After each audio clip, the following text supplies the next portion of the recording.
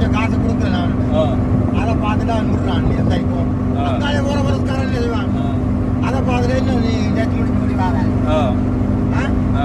நான் அதுக்கும் காசு கொடுத்துட்டு போறேன் அங்காலே விரதம் பிடிக்கிறான்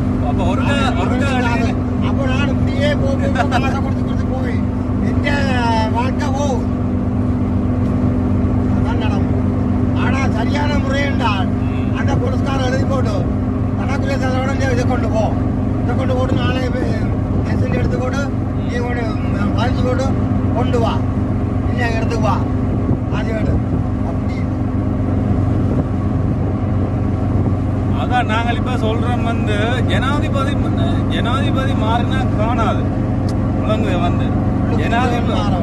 ஜனாதிபதி அந்த சட்டங்களை எடுக்கணும் வந்து கூட மாறணும் இப்ப ஜனாதிபதி மாறிட்ட இவைக்குள்ள கீழுள்ள கட்டமைப்பு இருக்குதானே ஒரு மாவட்ட ரீதியா வந்து பொலிசு